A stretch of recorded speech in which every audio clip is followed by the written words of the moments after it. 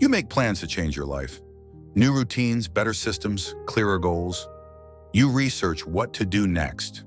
You imagine future versions of yourself, more disciplined, more focused, more certain. And for a while, this feels productive. It feels like movement, like something is finally shifting. But weeks pass, sometimes months, and on the ground, very little is different. Not because there is no intention, not because there is no ability, but because thinking about change has slowly started replacing change itself. When more time is spent planning life than actually living it, organization may not be the real reason. This might be an addiction to planning. Plans feel safe.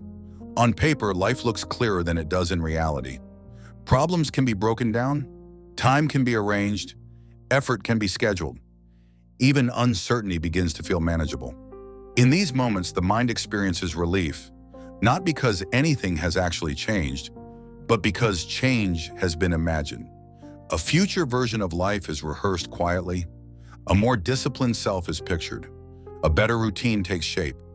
This rehearsal creates a subtle sense of movement, as if direction has already been chosen, as if progress has already begun.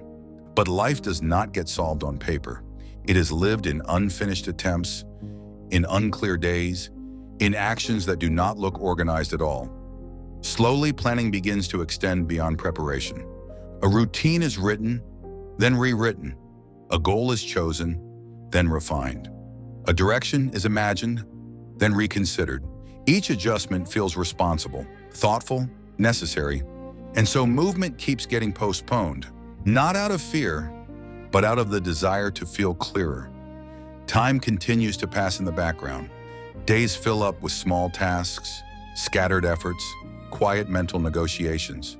From the outside, nothing looks completely wrong. Life is still functioning, but internally a distance begins to grow between the life being prepared for and the life that is actually being lived. Planning becomes a place to return to, a space where the future still feels possible without the risk of testing it. There are also quieter reasons why movement keeps getting delayed. Planning does not just organize the future, it also creates a subtle feeling of accomplishment. When goals are outlined, when routines are mentally rehearsed, when life is broken into clear steps, the mind experiences a small sense of completion. Not because the work is finished, but because progress has been simulated. This early satisfaction reduces urgency. The discomfort that normally pushes action becomes softer. Energy meant for participation is quietly spent in preparation. Planning also keeps possibilities open. As long as life is being designed, many versions of the self can still exist. The moment real movement begins, identity becomes more specific. Some paths close, some illusions dissolve, and real attempts bring something planning never does: friction, imperfect results, unclear feedback, effort that does not look meaningful from the outside. Compared to this, preparation feels cleaner, safer, more controlled. Over time, this way of living begins to change how reality is experienced. Effort starts feeling meaningful only when it looks structured.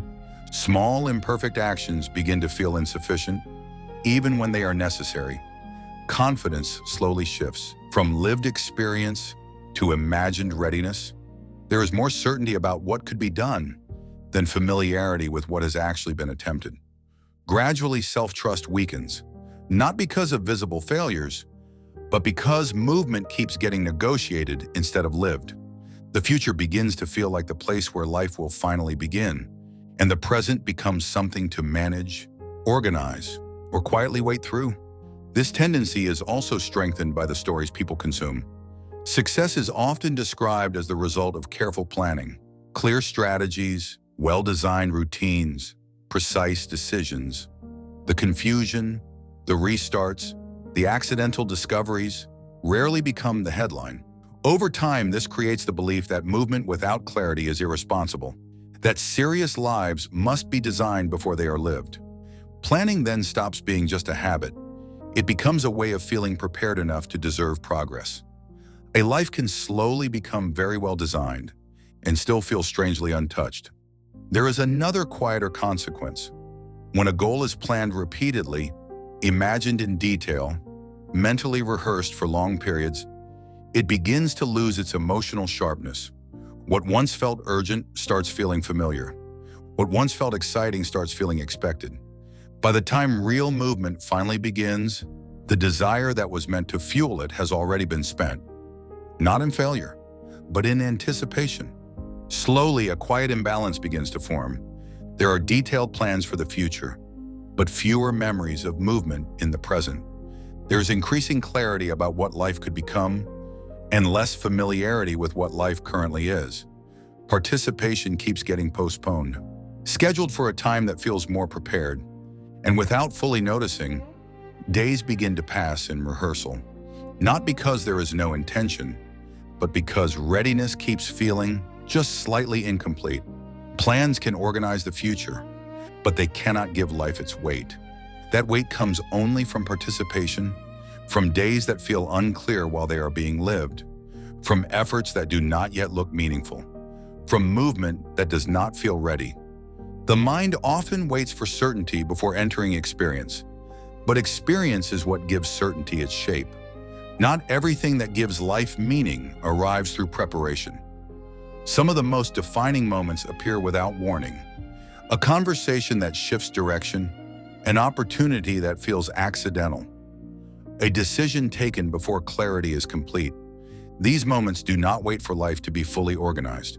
They simply arrive and ask to be entered. Plans can help in choosing a direction, but a life cannot be fully understood in advance. It has to be met in real time with all the incompleteness it carries.